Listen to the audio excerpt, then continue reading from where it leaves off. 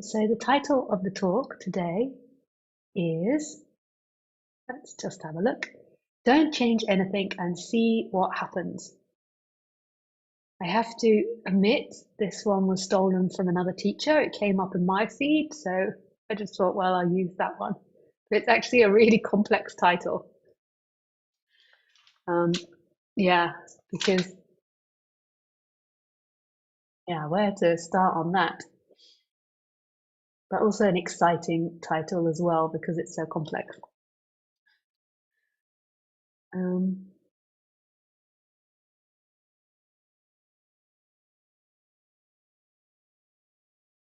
I mean, there's so many different things that you could say on that in regards to non-duality. And I think that what I need to do is start with the actual topic of non-duality and just speak about the way I see non-duality and what non-duality is to me. And then from there, we can jump off into the complex realms of, what's the title again? My goodness, my memory. Don't change anything and see what happens. Yeah. So we can jump into that.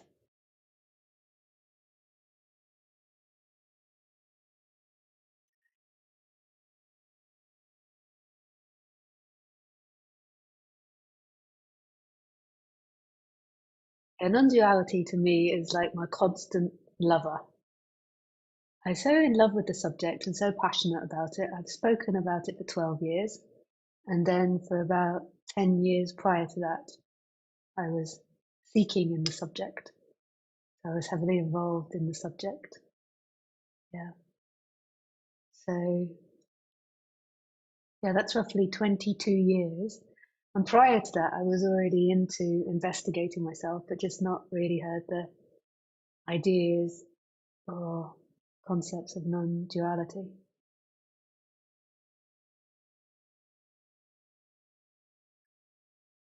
And what I find super beautiful about non-duality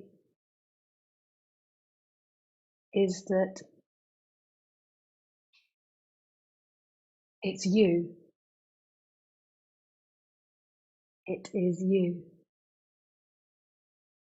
So it's not something you get.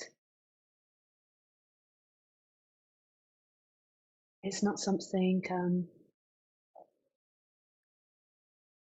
you can buy. It's not something that you can do something for to get. It's you, and it's with you in every instant.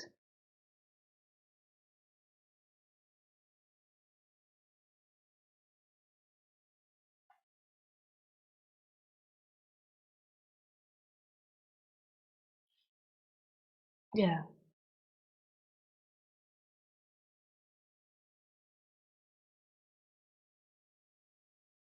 it is you.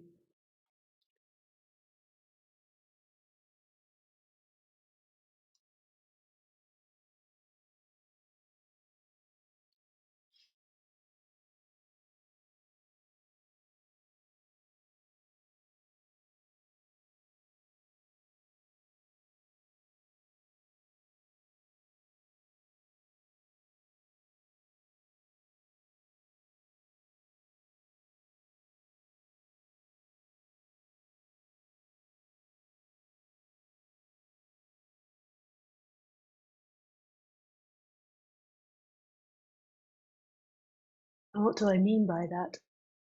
What I mean by that is in every instant, there is two qualities that's always here in every experience. And that is consciousness, perception, and sense of I am, of being. And these are the two qualities of non-duality, which are actually one, which are with you in every experience. And this is what's pointed to as wholeness, as non-separation, the remembering of the big consciousness and the beingness. And they manifest in the body as the personal awareness and the sense of I am.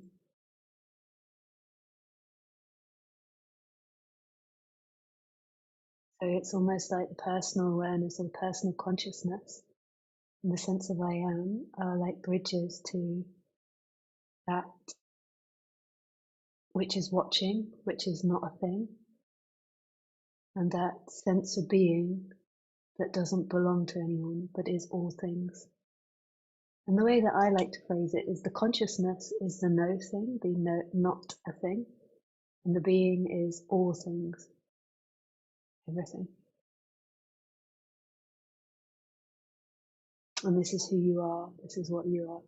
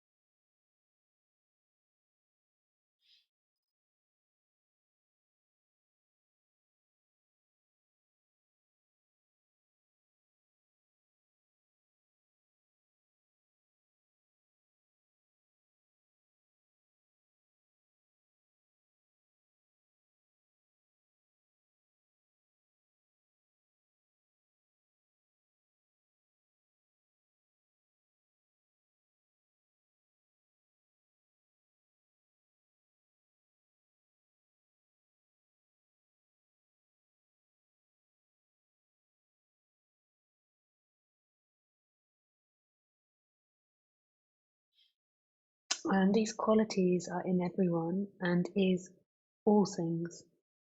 So this is when it's said you can't buy this, you can't get it, you can't work at something to get it, you can't do enough yoga or bhakti, service or meditation. Nothing can give you more of it because you are it. And this is, to me, the unconditioned love of non-duality. It's not talking about you being perfect in any way. In fact, in a way, it's the absolute embracing of the imperfection.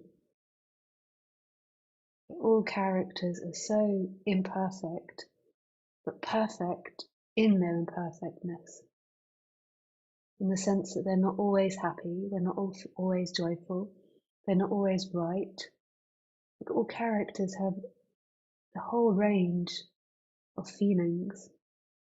When you lose yourself, though, and you forget that you are the I am and the empty looking, then all types of neurotic thinking unfolds because you're seeking for home in thoughts. You're seeking for homes in stories, in something. And really all that we want is to be connected to ourselves, which we are. We are connected to ourselves because everybody here is conscious. Everybody here feels like they're alive, a sense of existence, the I am. And these two little snippers are like the bridge to the divine. They're like the personalized divine. Right? So the personal awareness, you can move the personal awareness to your knee, to your heart, to your partner sleeping on the sofa, to the wall, to the wonderful painting behind me, to the sounds outside. So you can move your attention to that.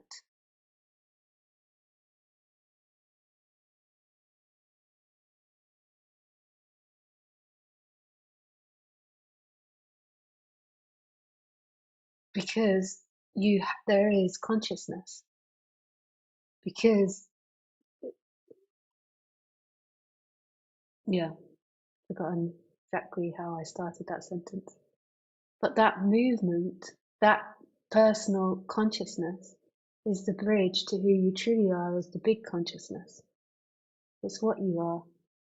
So every time you move your attention, that's you, that's who you are. But that attention gets muddled with what is traditionally called the ego, the sense of self. And it feels like the sense of self is conscious, whereas there is consciousness of a person. So you are conscious of a person. The consciousness and the person aren't one and the same. There is a consciousness of the person.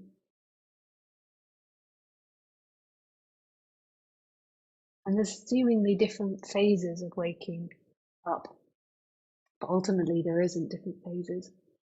So you get to realize, so there's a separation between the person and consciousness. I think this is what's often defined as witnessing, but I always get confused by other people's terminologies of it.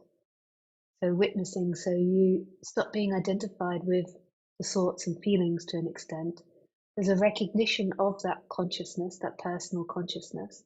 And then you are putting the consciousness, the personal consciousness, the attention in itself. So you're pulling it out of thoughts, you're pulling it out of images, you're pulling it out of stories, and you're resting it in yourself. And then I think this is what they call as witnessing. And this is like a breaking off of the person. But there's still deeper places to go to, because that all that activity is seen. So the personal consciousness isn't the end to it. It's seen. You know there is personal consciousness.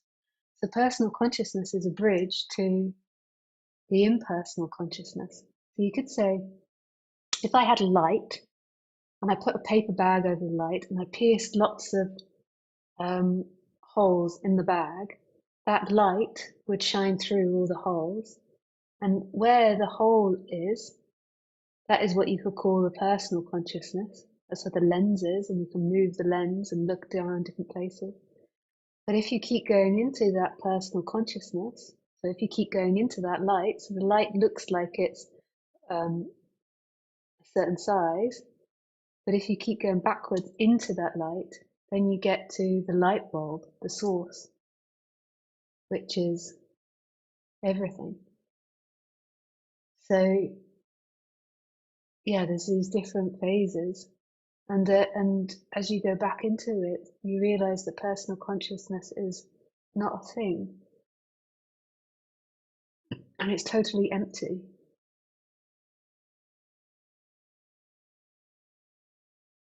As it goes into the big consciousness, it's totally empty. It's vast and infinite. And then you also realize that that consciousness also goes the other way and isn't separate from all things. It's also huge, the consciousness. It is the wall, it is my words, it is my ear pods, it is the light, it's all things.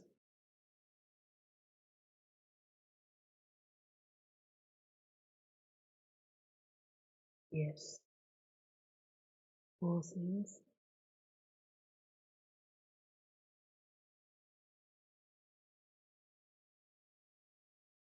And then you've also got the I am. So the I am is the same. You have the I am feeling in the body, and I am. There is this existence. I am. And then if you go into the I am, so at first it's I am something. I am nice. I am a doctor. I am friendly. I am enlightened. I am good. I am bad. I am all these things. But then if you get to the place of the I am, so if you detach the I am from all these things, you just get to not the impersonal, that sense of existence, the being alive, of being here. If you go into it, the boundaries of it also disappear, stops being personal, and then it goes to the impersonal I am, which is beingness. It's like a bridge. You could also say a bridge between nothing and everything, but all these words, words, words. And this I am is all things. It's the wall. And this is the love side of things. So the emptiness, the consciousness is the wisdom, and the love side is the I am. And the I am, the impersonal I am, is in all things. It's not contained in the body. It's just seemingly experiencing through these bodies. It's in all things, the wall, the windows, sound of Khaleesi drinking her drink,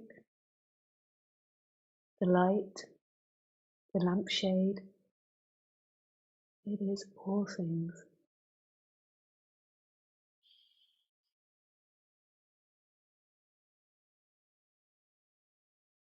All things.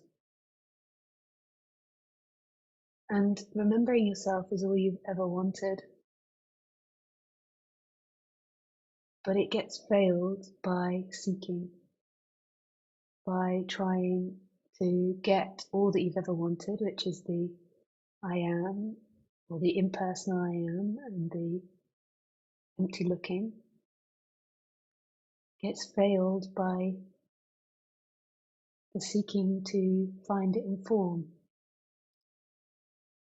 So the looking to find it in getting enough money, securing your relationships, getting over trauma,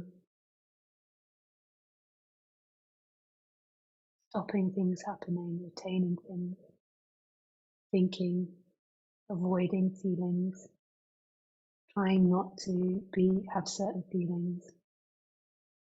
So there is this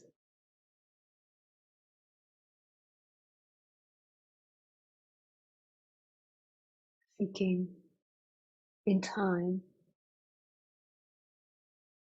which covers the true nature of what you are.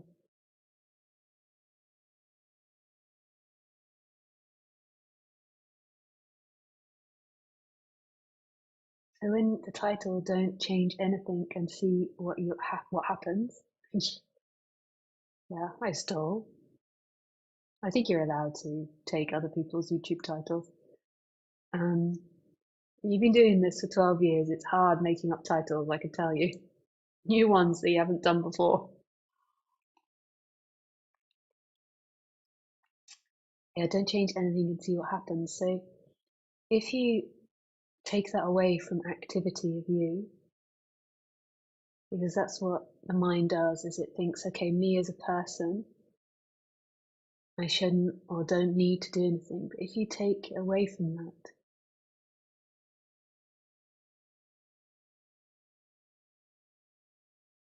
and come back to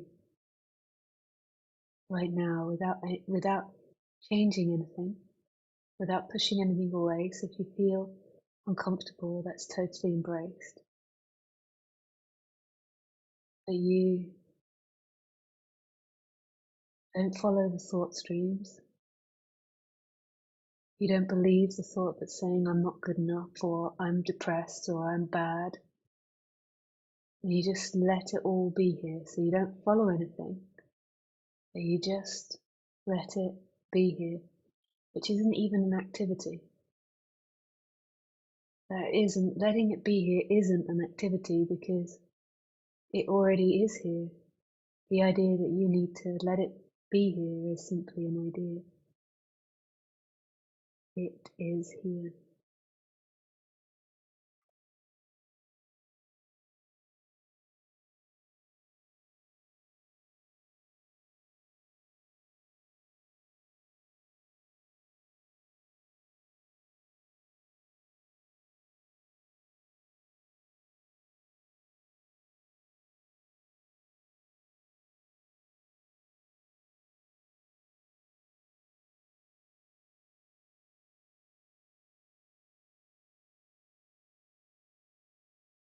To notice that the mind wants to go places, and it's not exactly stopping it, it's just not following it.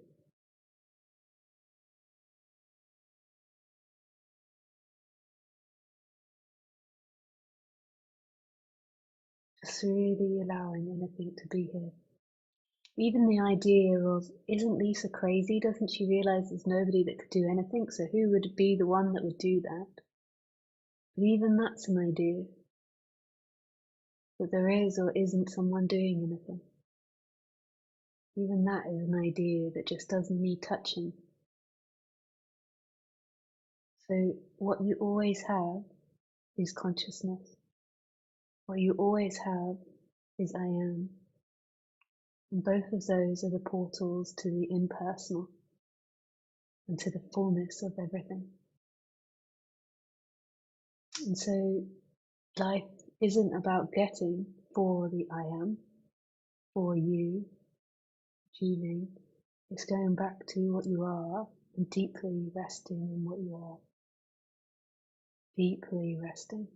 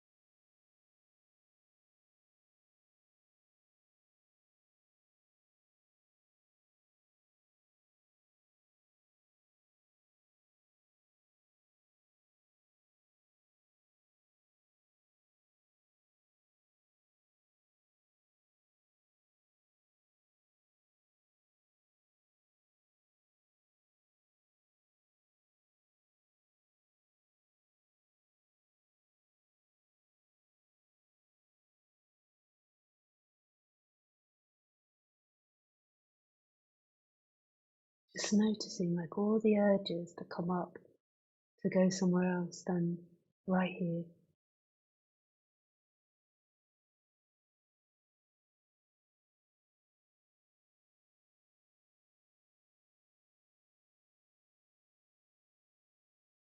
The urges to be something,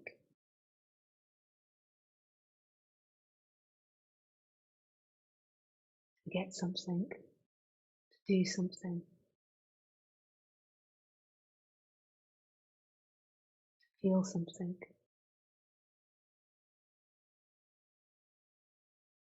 So like for me today, I don't feel at my best today. I'm most probably going to have a hormonal change. Um, and yeah, my sacral chakra feels a little uncomfortable today. It feels a little bit more in a fearful mode than an embracing mode. Like my rib cage feel a little bit uncomfortable. Also, everything feels a little tighter in the body than it normally does. But that's not saying that's not the part about peace or not peace. The peace is not in that world. While you look in that world, you will always feel lack because you'll never be able to find it. So the peace is in that in which those things are appearing. It doesn't mean that you don't do things to open it up. If I did some exercises to try and soothe it and open it up today, and I did nourishing things. Except, I mean, then we had the issue with Khaleesi, which that was quite intense. But So you do know and see things, but it's not in that world. That world of feelings changes. And sometimes they're good feelings, and sometimes they're bad feelings, sometimes they're different feelings, sometimes they've got reactivity in them, sometimes they've got past pains, old traumas,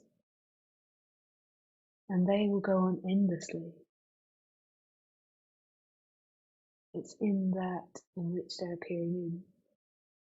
But yeah, it doesn't, but also I'm not trying to encourage you not to work on them, because I think it's great that you understand shadow work and understand and connect to past pains and old voices that are in you and relax the body. But that's not going to get you to somewhere, because firstly, who is this you, this permanent you that will arrive? And secondly,